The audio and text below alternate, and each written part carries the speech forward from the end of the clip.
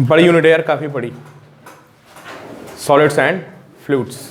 तो इसमें thermal properties है, थर्मल प्रॉपर्टीज़ में आप हीटिंग इफेक्ट देखेंगे, और बाकी इसकी मैकेनिकल प्रॉपर्टीज़ में कि अगर आप किसी सॉलिड पे फोर्स अप्लाई करते हैं तो उसकी प्रॉपर्टीज़ कैसे चेंज करेंगी, वो कैसे फोर्स अप्लाई करेगा, है ना। किसी फ्लूइड के अंदर जो फोर्स अप्लाई करने की एबिलिटी होती है, फ्लूइड के अंदर प्रेशर अप्लाई करने की एबिलिटी होती है, उन सब बातों को आप पढ़ेंगे यहाँ पे, ठीक है। तो वो आर्किमिडीज प्रिंसिपल अगर पढ़ा है आपने, कुछ थोड़ा बहुत याद आ रहा है, बॉयंसी, पॉइंट फोर्स, अब थ्रस्ट, वो सब यहाँ पे आएगा। हाइड्रोस्टैटिक प्रेशर शायद आपने पढ़ा होगा, अरे 10 में नहीं था कि कहीं पे फ्लूइड भरा होता तो उसका प्रेशर होता है। अच्छा चलिए पहले लिखिए, सॉलिड्स पे लिखिए आप। इसमें बेसिकली हम लोग डिस्कस करेंगे किसके बारे में, इलास्टिक बिहेवियर के बारे में, ठीक है। तो सारे बच्चे पहले मुझे ये बताएं कि इलास्टिक बिहेवियर क्या होता है। अंश बताओ, इलास्टिक बिहेवियर जो है वो क्या होता है, मतलब इलास्टिसिटी क्या होती है बेसिकली। हाँ हाँ, कुछ भी जो भी आपको याद हो। शिवांश बताओ, व्हाट इज इलास्टिसिटी।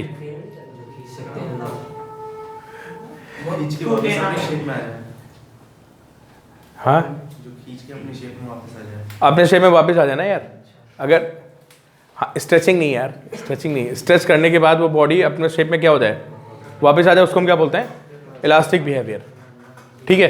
तो इस पूरे चैप्टर में किसके बारे में डिस्कशन करना है, इलास्टिक बिहेवियर के बारे में। उसके बहुत सारे चीज़ें होती हैं, उनकी हेल्प से हम उसको इलास्टिक बिहेवियर को समझेंगे। तो सबसे पहले नोट करिए, इलास्टिसिटी क्या होती है। इलास्टिसिटी क्या होती है भाई, property of a body to regain its shape. It is a property of a body to regain its shape after removal of external forces, ठीक है। किसी बॉडी पे आप फोर्स अप्लाई करते हो और जब फोर्सेस को रिमूव करते हो तो बॉडी क्या होती है, दोबारा वापस अपने शेप में आ जाती है। इसको हम क्या बोलते हैं, इलास्टिक बिहेवियर, ठीक है। तो सारे बच्चे मुझे बताएंगे कि इलास्टिक बिहेवियर का रीज़न क्या होता है। शायद आपने थोड़ा बहुत केमिस्ट्री में पढ़ा हो, मतलब बॉडी में ऐसा क्या होता है कि तुम किसी चीज़ को दबाते हो तो वापस आ जाती है। कोई बॉल ले लो, कोई मेटल ले लो, है ना, उसको दबाया तो वापस आ गई और खींचा तो भी वापस आ गई। नॉट मतलब एक बहुत ज़्यादा ना दबा दो आप, उसको क्रश हो जाए, या बहुत ज़्यादा खींच दें कि वो रप्चर हो जाए उसमें। नॉर्मली किसी भी बॉडी को जब हम हल्का प्रेस करते हैं या एक्सपैंड करते हैं और छोड़ देते हैं तो वो अपने शेप में वापस आ जाती है। नॉर्मली मेटल्स के साथ ऐसा होता है। ऐसा क्यों होता है, मॉलिक्यूल्स के बीच में जो फोर्स होती है वो मतलब रीगेन इट्स शेप की टेंडेंसी होती है उनमें। किस चीज़ की टेंडेंसी होती, शेप में वापस आने की। कैसे, जब फोर्स लगती है ना तो वो अगर कंप्रेस होते हैं तो फिर हाँ, दूसरे को मतलब पुश करते हैं तो वापस शेप में आते हैं। देखो इनको बिल्कुल सही बताया इन्होंने, है ना। इंटरमॉलिक्यूलर फोर्सेस, तो स्प्रिंग फोर्स आपको पता है, अरे स्प्रिंग फोर्स तो पता है ना यार, कि अगर दो पार्टिकल एक स्प्रिंग से अटैच हैं तो क्या होता है। क्यों भाई, सारे बच्चे मुझे बताएं। अरे इधर देखो तुम लोग, अगर दो पार्टिकल एक स्प्रिंग से अटैच हैं और आप स्प्रिंग को कंप्रेस कर दें तो क्या होगा। अरे कोई बता ही नहीं पा रहा है। दो ब्लॉक्स एक स्प्रिंग से अटैच हैं, मैं दोनों ब्लॉक्स को ऐसे कंप्रेस करके छोड़ दूं तो क्या होगा, वापस आ जाएंगे, और खींच दूं तो वापस आ जाएंगे, समझे। तो ये जो स्प्रिंग फोर्स होता है, मॉलिक्यूलर फोर्सेस बिल्कुल स्प्रिंग की तरह होता है, समझे। तो मॉलिक्यूलर फोर्सेस की कहानी कब पता क्या होती है, कि जो मॉलिक्यूल्स होते हैं उनमें एक पर्टिकुलर डिस्टेंस पे फोर्स नहीं होता है। किन में, मॉलिक्यूल्स में। जैसे दो ब्लॉक्स स्प्रिंग से अटैच हैं और स्प्रिंग अगर अपनी नेचुरल लेंथ में है तो क्या कोई फोर्स अप्लाई करेगी, नहीं अप्लाई करेगी। तो मॉलिक्यूल्स में ये कहानी होती है, एक पर्टिकुलर डिस्टेंस पे जो मॉलिक्यूल्स के बीच में फोर्स कितनी होती है, 0। जैसे आप उनको डिस्टर्ब करोगे, जैसे आपने दबाया किसी चीज़ को, तो मॉलिक्यूल्स क्या होंगे, पास पास आएंगे। तो आप ये इमेजिन करो कि मॉलिक्यूल्स के बीच में क्या लगी हुई है, बहुत सारी स्प्रिंग्स लगी हुई हैं। तो जैसे आप कोई इलास्टिक बिहेवियर पढ़ते हो ना, तो इलास्टिक बिहेवियर जब आप पढ़ोगे तो आपके दिमाग में क्या आना चाहिए कि एक बॉडी किसकी बनी हुई है, इट्स मेड ऑफ मॉलिक्यूल्स, और हर मॉलिक्यूल के बीच में सराउंडिंग में क्या है, बहुत सारे मॉलिक्यूल्स हो रहे हैं, उन सबके बीच में क्या लगी हैं, स्प्रिंग्स। स्प्रिंग्स मतलब मॉलिक्यूलर फोर्सेस। तो अगर तुम उसको दबाओगे तो स्प्रिंग क्या करेगी, दबेगी, और स्प्रिंग दबेगी दोबारा से क्या करेगी वो, और उसको तुम खींचोगे तो स्प्रिंग क्या होगी, खींचेगी और फिर वापस आएगी, समझे। तो इस चैप्टर में हमेशा ध्यान रखना है कि मॉलिक्यूल्स के बीच में क्या लगी होती हैं, स्प्रिंग्स लगी होती हैं। और उन स्प्रिंग्स का मतलब मैं क्या कहना चाह रहा हूँ, इंटरमॉलिक्यूलर फोर्सेज। अब इंटरमॉलिक्यूलर फोर्सेज अट्रैक्टिव हुई या रिपल्सिव हुई, बताइए आप। दोनों हुई ना। अगर हमने मॉलिक्यूल्स को दूर किया तो अट्रैक्टिव, और पास लाए तो, समझे। तो पहले समझते हैं इंटरमॉलिक्यूलर फोर्सेस के बारे में, लिखिए आप।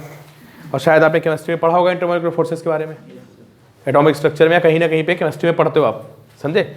और ये थोड़े फोर्सेस कॉम्प्लेक्स से होते हैं। कौन से, इनका कोई लॉ नहीं होता है कि मैं आपको न्यूटन्स लॉ ऑफ ग्रेविटेशन की तरह बता दूं। कॉम्प्लेक्स फोर्सेस होते हैं, तो इनको हम लोग एनर्जी से समझते हैं, ठीक है। तो लिखिए आप इंटरमॉलिक्यूलर फोर्सेस।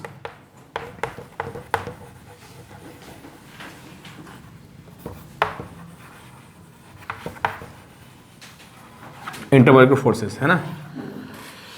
तो अब ऐसा समझो कि जो हमारे वो होते हैं, क्या बोलते हैं,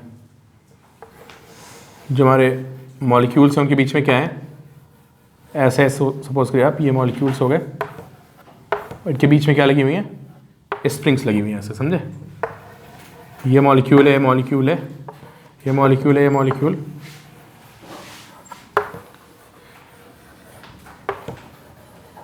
समझे। ये स्प्रिंग्स क्या शो कर रही हैं आपको, ये शो कर रही हैं इनके बीच में क्या है, मॉलिक्यूलर फोर्सेस। अब ये एक स्ट्रक्चर है जस्ट, ऐसे बहुत सारे स्प्रिंग्स और भी बहुत सारे होंगे सराउंडिंग में। मैंने एक छोटी सी की यूनिट बना दी है, ऐसे ऐसे यहाँ भी और भी होंगे, ठीक है। फर्दर ऐसे एक्सपेंड करेगा, but let's consider this small unit, है ना। ऐसे तो बहुत सारे यहाँ भी होंगे, ऐसे ऐसे इसको पकड़ते हैं, ठीक है। इस क्यूब को अगर दबा दिया जाए तो क्या होगा बताओ, फिर वापस अपने शेप में आ जाएगा ना यार। स्प्रिंग्स लगी सारी, और कॉम्प्रेस खींच लें तो, समझे। तो यही समझो बिल्कुल स्ट्रक्चर होता है किसका, मॉलिक्यूलर फोर्सेस का। तो मॉलिक्यूलर फोर्सेस किसकी तरह है, like spring forces, they are attractive and also, note करिए, molecular forces are just like spring force.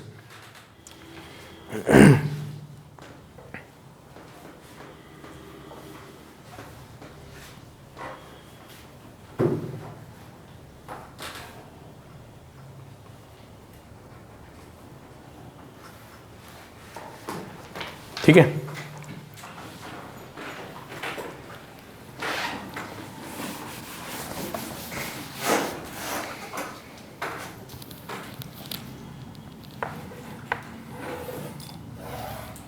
देखो यहाँ से एक एडमिट में क्वेश्चन बनते हैं, जेईई में भी क्वेश्चन बनते हैं, नीट में भी। देखो मैंने बोला ना कि मॉलिक्यूलर फोर्सेस को हम कैसे समझते हैं, with the help of potential energy. आपने केमिस्ट्री में ग्राफ पढ़ा होगा, जो मैं बनाने वाला हूँ, आपने थोड़ी बहुत केमिस्ट्री ढंग से पढ़ी होगी, तो आपको ग्राफ दिखेगा इस तरह का।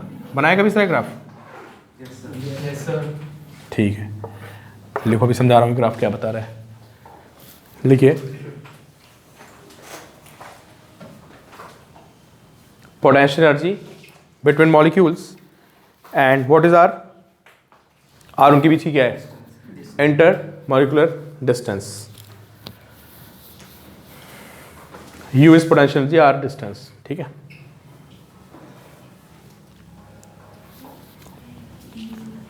तो पोटेंशियल एनर्जी क्या हो रही पता है, जब मॉलिक्यूल्स पास पास आ रहे हैं तो पोटेंशियल एनर्जी बढ़ रही है, और मॉलिक्यूल्स दूर जा रहे हैं तो पोटेंशियल एनर्जी क्या हो रही है, कम हो रही है, ठीक है। अब क्वेश्चन बनते हैं यार। देखो, क्या आप सभी को याद आ रहा है कि आपने वर्क पॉइंट में पढ़ा है कि अगर आपको किसी बॉडी की पोटेंशियल एनर्जी पता हो, गया पक्का, अच्छा देखते हैं, चोट लग गया कहीं से गिरे। चलो, एफ कितना होता है, एफ होता है -d/r। अब ये यार तुमको पता होना चाहिए भाई, इस पर हमने बहुत सारा डिस्कशन किया था, और ये बहुत ही बेसिक सा वो है फॉर्मूला है एनसीईआरटी का, कि अगर आप किसी की पोटेंशियल एनर्जी को डिफरेंशिएट मार दो और एक नेगेटिव लगा दो साथ में, तो पता क्या मिल जाता है आपको, आपको फोर्स मिल जाता है। जैसे mgh होता है, पोटेंशियल एनर्जी क्या होती है, mgh होती है। तो यार तुम एक काम करो, mgh को डिफरेंशिएट मार दो, बताओ कितना आएगा। अरे तुम लोग mgh को डिफरेंशिएट ही मार पाओगे। अगर मैं mgh को h के रिस्पेक्ट में डिफरेंशिएट कर दूं तो कितना आएगा, mg बाहर आ जाएगा, और dh/dh कितना हो जाएगा, 1, और एक माइनस लगा दो, तो -mg ग्रेविटी कहाँ होती, समझ गए। तो दूसरा देखो, स्प्रिंग का फोर्स, स्प्रिंग की पोटेंशियल एनर्जी कितनी होती है बताओ, यार हाफ के एक्स स्क्वायर होती है स्प्रिंग की पोटेंशियल एनर्जी, इसको डिफरेंशिएट मार दो आप, तो k/2 तो बाहर है और d/dx ऑफ एक्स स्क्वायर कितना आएगा 2x। एक्स स्क्वायर का डिफरेंशियल क्या होता है, ये बात मैं पहले भी आपको 2 बार बता चुका हूँ क्लास में। अब ध्यान रखना कि अगर और ये फोर्स कितना आ गया बताओ -kx आ गया, तो किसी भी पोटेंशियल एनर्जी के फॉर्मूले को डिफरेंशिएट करने पे क्या मिलता है, फोर्स मिलता है। ठीक है, तो इसको इंटरमॉलिक्यूलर फोर्सेस को है ना एब्सोल्यूट फोर्स के टर्म में समझना थोड़ा मुश्किल होता है, तो उसका ग्राफ बनाया गया है, इसका पोटेंशियल का ग्राफ बनाया गया है किसके साथ, डिस्टेंस के साथ। इसको बनाना हमारे लिए क्या होता है, इजी होता है, और इस ग्राफ से समझते हैं वो क्या रहा है। देखो एक पॉइंट ये लेते हैं r0 लिख लिया यहाँ पे, और मुझे सारे बच्चे बताएं कि यहाँ पे स्लोप कितनी है। यहाँ पे स्लोप 0 है, जब कोई लाइन एक्स एक्सिस के पैरेलल होती है स्लोप 0 होता है, समझे। और आप सबको पता होना चाहिए कि जो dy/dx है वो स्लोप बताता है। अगर कहीं पे y का ग्राफ बनाया है तो जिसका dy/dx होता है क्या बताता है, स्लोप। तो बताइए आप du/dr क्या बताएगा, अरे स्लोप बताएगा यार। फोर्स भी बता रहा है, जो du/dr का निगेटिव है वो फोर्स भी बता रहा है, और du/dr ज्योमेट्रिकली डिफरेंशिएशन हमें क्या इंफॉर्मेशन देता है, अबाउट स्लोप ना। तो ये बताओ यार कि r0 पे स्लोप कितनी है, 0 है, तो यहाँ पे फोर्स कितना होता है, समझे। तो ये वो वाली डिस्टेंस है, पहले सुन लो बाद में लिखना। r0 वो डिस्टेंस है मॉलिक्यूल्स के बीच में, अगर आप डिस्टेंस r0 करोगे तो उन पे फोर्स कितना आएगा, 0। अगर आपने डिस्टेंस r0 से कम की, समझे, तो पता क्या होगा, तो फोर्स पॉजिटिव हो जाएगा। कैसे फोर्स पॉजिटिव होगा, देखो चलो भाई सारे बच्चे मुझे बताएं कि अगर मैं यहाँ पे एक टेंजेंट बना दूं, तो इस पॉइंट P मैं यहाँ पे एक टेंजेंट बना दूं, ऐसे देखो टेंजेंट बन गई है, बताओ इस टेंजेंट की स्लोप निगेटिव है पॉजिटिव है, सारे बच्चे बताएं यहाँ पे du/dr क्या है, पॉजिटिव है निगेटिव, निगेटिव है, तो बताओ फोर्स क्या आएगा। तो मैंने एक पॉइंट P ले लिया, du/dr निगेटिव है, तो फोर्स क्या हो गया बताओ, फोर्स हो गया पॉजिटिव। अब एक पॉइंट यहाँ पे ले लेते हैं P', सारे बच्चे मुझे बताएं कि अगर मैं यहाँ पे स्लोप बनाऊंगा तो क्या आएगी बताओ, पॉजिटिव आएगी स्लोप। कैसे पॉजिटिव आएगी, इसका एंगल क्या है यार, <90 है, तो किसी भी लाइन का एंगल जो x एक्सिस के साथ होता है वही तो स्लोप बताता है। तो इसका एंगल क्या आ रहा है, <90 आ रहा है, तो यहाँ पे एट पॉइंट P', सारे बच्चे मुझे बताएं du/dr क्या है, du/dr है पॉजिटिव, पॉजिटिव है, तो f क्या हो जाएगा बताइए, f हो जाएगा निगेटिव। और निगेटिव फोर्स का मतलब पता क्या होता है, निगेटिव फोर्स का मतलब होता है अट्रैक्शन, और पॉजिटिव फोर्स का मतलब क्या होता है, रिपल्शन, और यहाँ पे फोर्स 0। तो पता क्या क्वेश्चन आएगा, ऐसे ग्राफ बना होता है, यही क्वेश्चन जेईई में पूछेगा, ये नीट में और यही तुम्हारे स्कूल में पूछेगा। ठीक है, एक बार से पूछेगा वो पॉइंट बता दो जहाँ पे इंटरमॉलिक्यूलर फोर्स 0 है, तो पॉइंट कौन सा हो गया, r0, जहाँ पे स्लोप 0 होगी वो पॉइंट हो गया। कोई पॉइंट यहाँ पे लिख देगा ABCD। फिर कहेगा वो पॉइंट बता दो जहाँ पे फोर्स पॉजिटिव है, तो कहाँ पे पॉजिटिव होता है, r0 से पहले फोर्स क्या होता है, पॉजिटिव, और r0 के बाद क्या होता है, नेगेटिव। बस ये क्वेश्चन बनता है इसमें, और कुछ क्वेश्चन नहीं बनता है। ग्राफ बना होगा, एक पॉइंट पकड़ेगा, कहेगा बताओ फोर्स अट्रैक्टिव है रिपल्सिव क्या है। ठीक है, तो लिख लिया भाई, एट r0 फोर्स इज 0,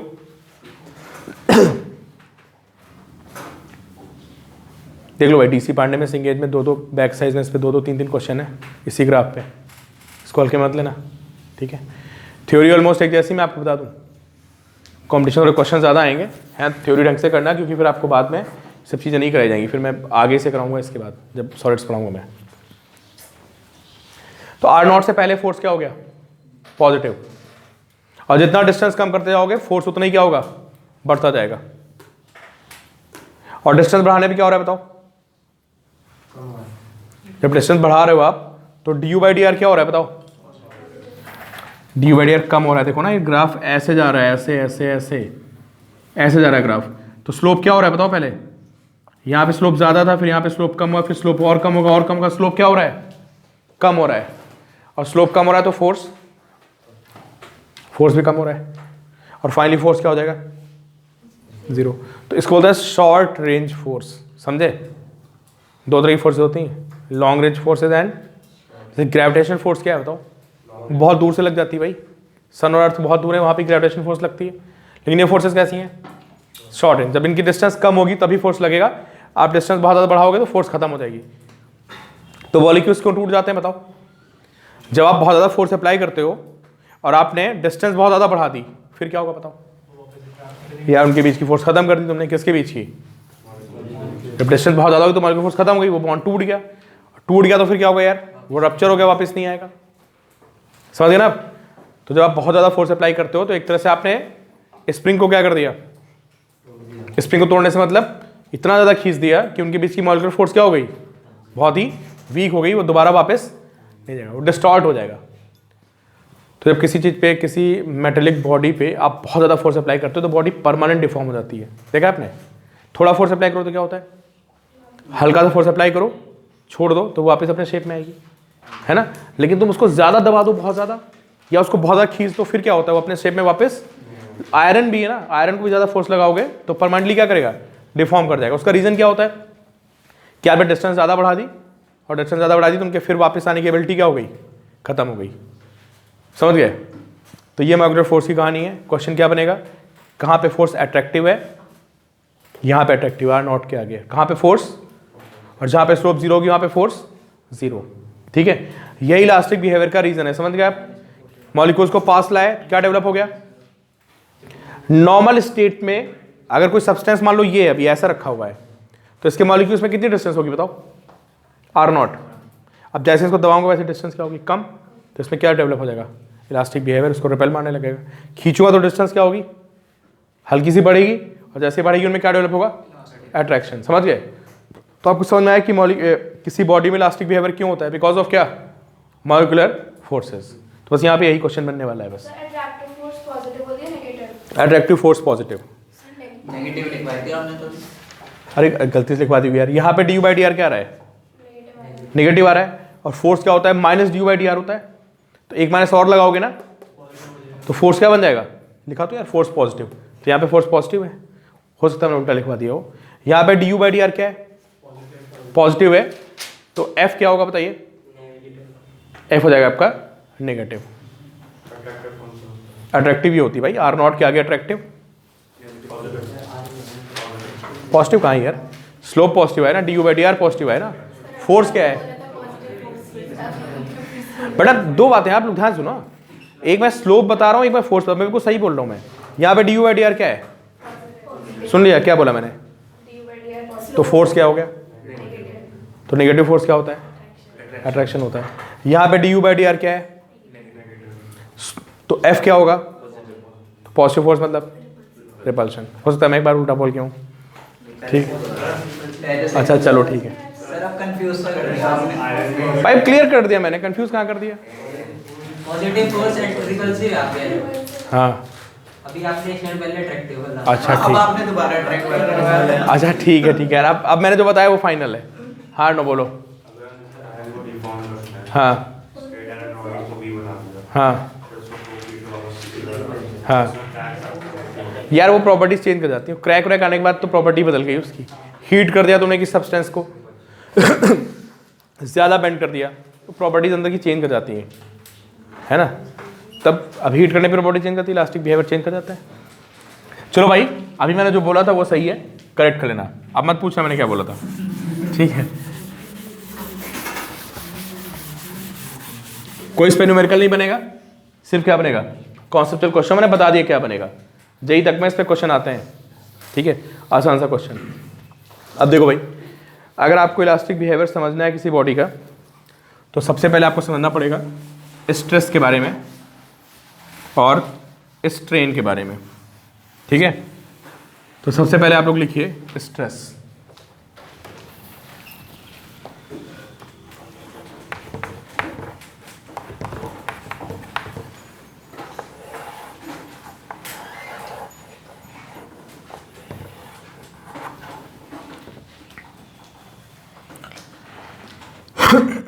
एक रॉड बनाइए।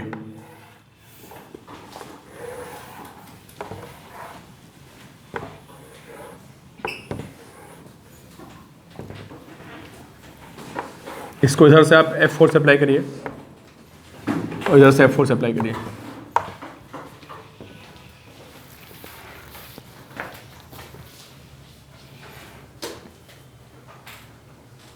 वही सारे बच्चों में बताओ कि जब दोनों तरफ से आप F4 से अप्लाई करोगे, है ना, मतलब डिफरेंट भी हो सकता था, अभी मैंने जानबूझ के फोर्सेस बराबर लिए हैं, तो इनके अंदर मॉलिक्यूल्स पर हम सोचो उनमें क्या होगा, थिंक अबाउट इट।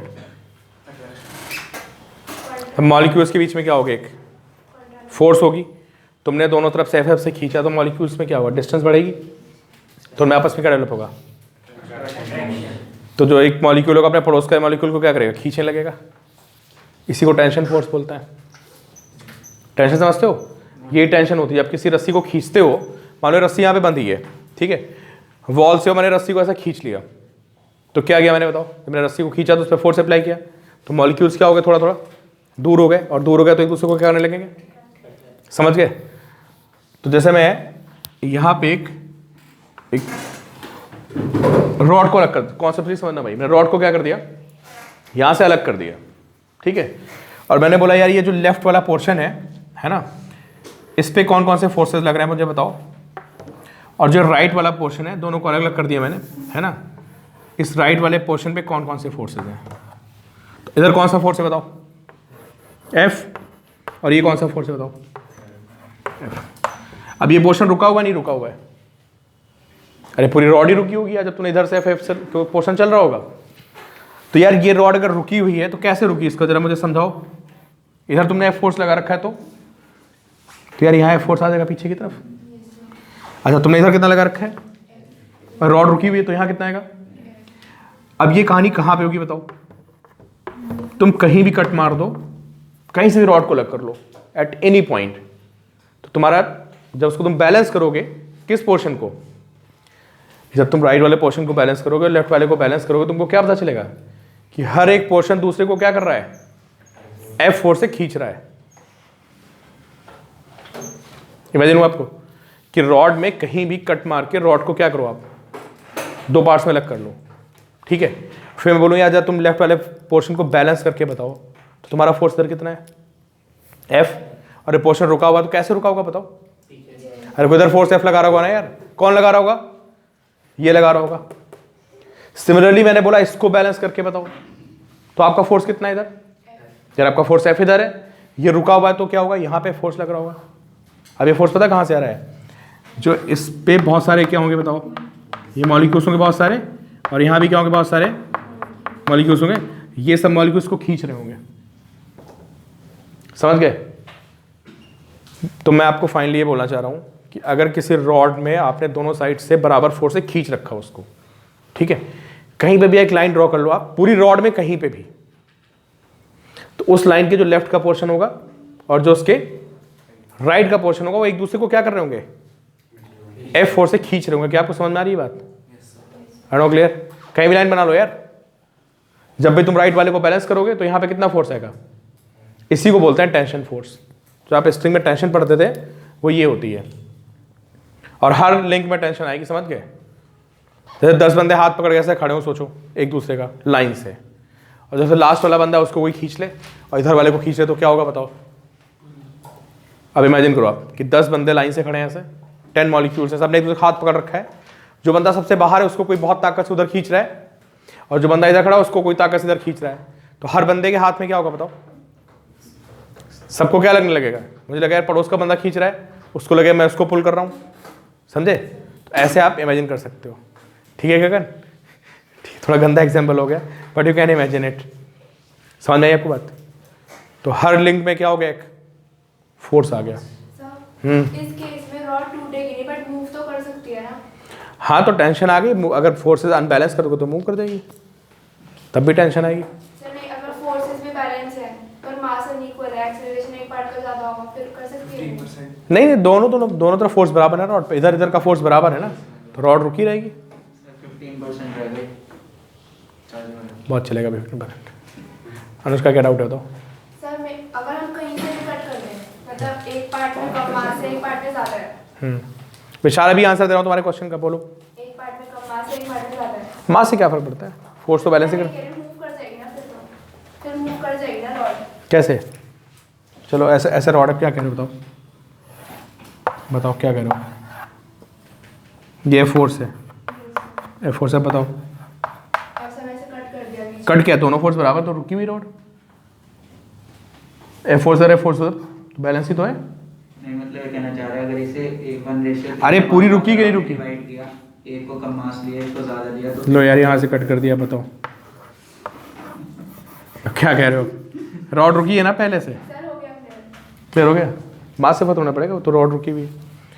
तो सुनो भाई, अभी हम स्ट्रेस पे नहीं आए। स्ट्रेस पता क्या होता है, ये जो फोर्स डेवलप होता है इसको पता क्या बोलते हैं, इसको बोलते हैं रीस्टोरिंग फोर्स। अब ये रीस्टोरिंग नाम क्यों दे दिया सोचो आप। रॉड को जोड़ रहे हैं। ये जो फोर्स डेवलप हुआ ना मॉलिक्यूल्स के बीच में, इसको क्या बोलते हैं, रीस्टोरिंग फोर्स। ऐसा क्यों बोल रहे हैं यार, ये मॉलिक्यूल्स को दोबारा लाने की कोशिश कर रहे हैं अपनी जगह पे, समझ गए आप। तो ये जो फोर्स डेवलप होता है per unit cross section area, इसको हम बोलते हैं स्ट्रेस। किसको बोलते हैं स्ट्रेस भाई बताओ, अनुष्का किसको बोलते हैं स्ट्रेस। फोर्स जो डेवलप होता है, कौन सा force, attraction restore restoring force जो डेवलप होता है किस पे, per unit cross section area पे, दैट इज कॉल्ड स्ट्रेस। कि स्ट्रेस में आ गया, तुमने हाथ हटाया तो स्ट्रेस गई, वो फ्री हो गया।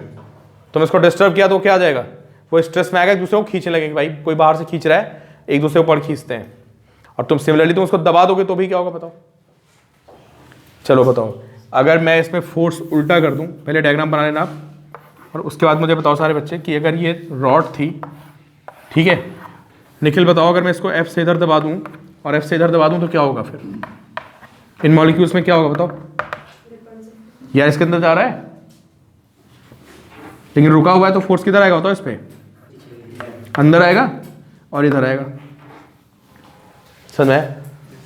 तो क्या हुआ, तुम अगर बाहर से दबाओगे ऐसे तो अंदर के मॉलिक्यूल एक दूसरे को क्या करेंगे, एक दूसरे को धक्का मारेंगे कि बाहर चलो, और खींचोगे तो एक दूसरे को क्या करेंगे, क्योंकि उनको अपनी पोजीशन को क्या करना है, क्यों रिस्टोर करना है,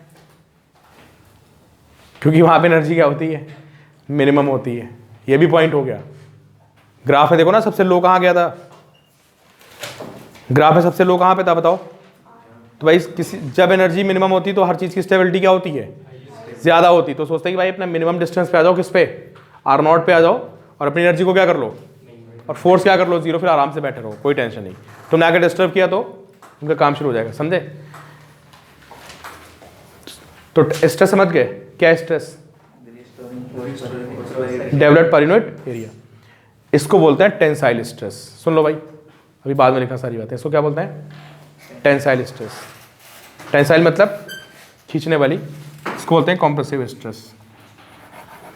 तो ये कौन सी हो गई, ये कॉम्प्रेसिव स्ट्रेस हो गई, और इसको क्या बोलते हैं, this is called tensile stress. और इन दोनों को क्या बोलते हैं, इन दोनों को बोलते हैं लॉन्गिट्यूडनल स्ट्रेस। लिख लो अब सारी बातें, पहले पहले आपने लिखा है, डायग्राम बनाया।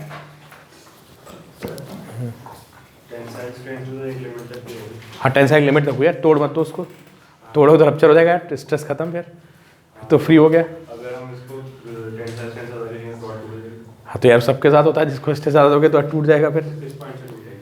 वो सबका अलग अलग पॉइंट होता है, उसको फ्रैक्चर पॉइंट बोलते हैं, अभी आएगा। तो अगर उसको ऐसा नहीं सेंटर से टूटेगी यार वो डिसाइड नहीं कर सकते।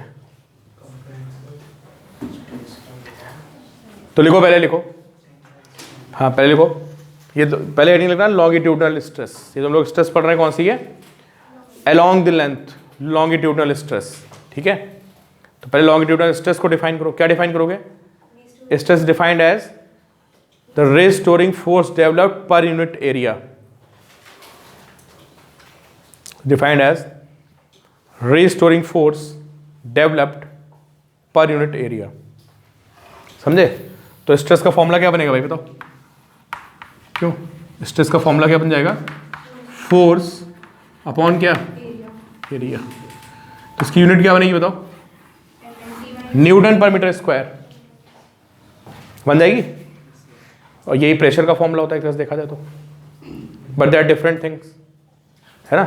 प्रेशर तो तुमने बाहर से किसी को फोर्स अप्लाई करके दबा दिया, वो प्रेशर होता है। रिस्टोरिंग क्या होता है, किसी को डिस्टर्ब करो तो जो अंदर डेवलप होता है अपने आप को रिस्टोर करने के लिए, दैट इज कॉल्ड क्या, वो स्ट्रेस होता है। क्लियर? सर लॉन्गिट्यूडिनल स्ट्रेस और स्ट्रेस एक ही बात है। हाँ नहीं, स्ट्रेस कई तरह की होती है। ये कौन सी थी? ये लॉन्गिट्यूडिनल स्ट्रेस थी। और लॉन्गिट्यूडिनल स्ट्रेस में मैंने दो बताई, कौन कौन सी? टेंसाइल और कॉम्प्रेसिव।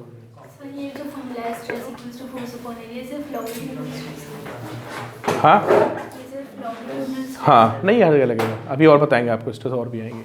रोल पे पढ़ा होगा।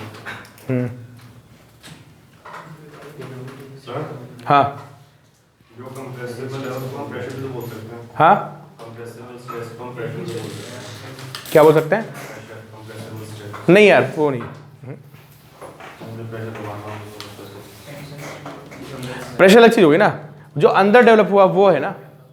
अब ये ग्लास रखा है यार टेबल के ऊपर, तो उस पर क्या लग रहा है बताओ? प्रेशर लग रहा है ना, स्ट्रेस तो नहीं आई ना। स्ट्रेस कब आएगी? जब तुम किसी को खींचोगे तो उसके मॉलिक्यूल्स पे फिर स्ट्रेस डेवलप होगी, समझे आप? तो तुम्हारा स्ट्रेस वर्ड है वो किसके लिए लिमिटेड है? जो इंटरनल फोर्स डेवलप हो रही है ना, और जो एक्सटर्नल फोर्स को क्या कर रही है, उसके इफेक्ट को क्या कर रही है, अपोज कर रही है, वो हमारा स्ट्रेस में काउंट होगा। समझ गए? तो कौन से स्ट्रेस बताई मैंने अभी आपको? लॉन्गिट्यूडिनल स्ट्रेस का मतलब, लॉन्गिट्यूड मतलब लेंथ होता है ना यार, जो अलोंग द लेंथ डेवलप हो रही, दैट इज कॉल्ड लॉन्गिट्यूडिनल। कितने तरह की हैं? टेंसाइल कब आएगी? जब खींचोगे तो उसके अंदर टेंसाइल डेवलप होगी, उसमें मॉलिक्यूल्स एक दूसरे को क्या करेंगे। और कंप्रेसिव कब आएगी? जब उसको दबाओगे तो मॉलिक्यूल्स में वो रिपेल करने लगेंगे। तो लिखो in tensile stress molecules attract each other, ठीक है। इन कंप्रेसिव स्ट्रेस मॉलिक्यूल्स क्या करते हैं, पुश ईच अदर और रिपेल ईच अदर। जैसे आपने एक एग्जांपल दिया उसमें कि 10 बंदे हैं उनको खींच दिया, तो अगर हम उनको कंप्रेस करेंगे तो यार 10 मिनट कंप्रेस कर देंगे। एक पॉइंट ये भी तो आएगा ना कि किसी कोई बंदा आएगा वो स्लिप होकर निकल जाएगा। अभी वो सब डिस्कशन नहीं चला, वो शेयर में आएगा। अभी मान के चलेंगे सब फंसे पड़े हैं, ठीक है। होगा बिल्कुल, क्यों नहीं होगा, बिल्कुल। फिर रॉड को फोर्स लगाओ तो तुरंत रॉड ऐसे पीछे क्रश होगी, रॉड मुड़ भी तो जाती है। क्यों? किसी रॉड को अगर दबा दो ऐसे तो तुमको लगता है रॉड कॉम्प्रेस ही होगी, क्या होता है यार, बैंड हो जाती है एकदम से, ठीक है। और अभी मान के चलें सारी आइडियल चीज़ें, ठीक है। तुमने किसका देख लिया? स्ट्रेस का। स्ट्रेस समझ गए ना आप क्या होती है, ठीक है। अब लिखो स्ट्रेन। बस इस चैप्टर में स्ट्रेस चलता है और स्ट्रेन चलता है, ये दो मेन कहानी है, इसी में सब कुछ बेस्ड है। कितने दिन का है यार, खत्म कर लेंगे 2-3 दिन में। देखो स्ट्रेन क्या होता है यार, अगर आप किसी रॉड को पुल करेंगे, है ना, मान लो इसकी लेंथ L थी, आपने इसको पुल कर दिया और पुल करके इसकी लेंथ कितनी होगी, डेल्टा L, समझे? तो जो स्ट्रेन होता है वो होता है delta L by L। Delta strain is a measurement of क्या, डिफॉर्मेशन, है ना। स्ट्रेन क्या करता है, strain measures deformation, change in length. खींचोगे तो उसमें चेंज इन लेंथ आ गया, एंड अपॉन ओरिजिनल लेंथ, इसको बोलते हैं स्ट्रेन। तो लिखिए strain measures deformation, strain measures deformation.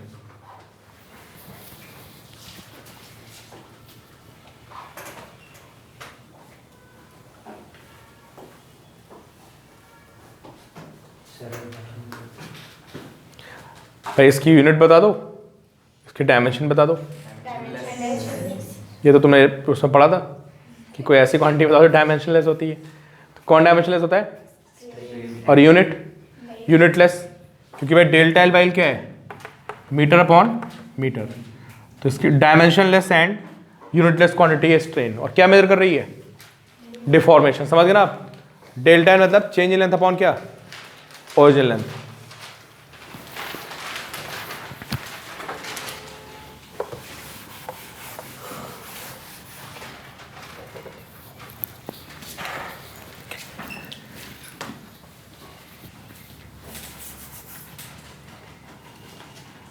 चलो एक क्वेश्चन का आंसर दिया आप लोग मुझे।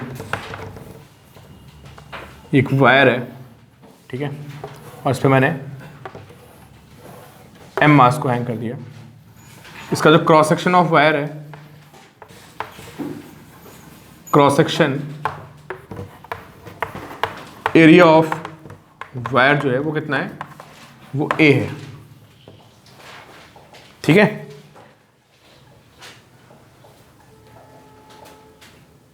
Cross section area of wire is a। और कितना वेट हैंग कर दिया मैंने, mg। Find stress in the wire.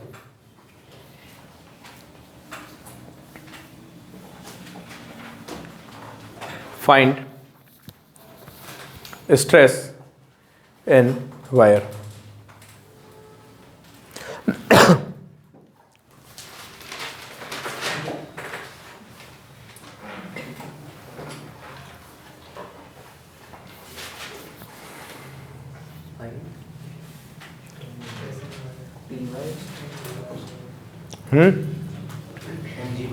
mg by mg by है ना, वेट। हाँ, t मतलब mg हो गया। यार स्ट्रेस निकालने का तरीका क्या होता है पता है? चलो यहाँ कट मार देते हैं, ऐसे समझो। जहाँ भी स्ट्रेस निकालनी होती क्या करोगे, कट मारोगे, फोर्सेस बैलेंस कर दोगे। समझ गए? तो एक बात बताओ मुझे भाई, हाँ थोड़ा पीछे हो।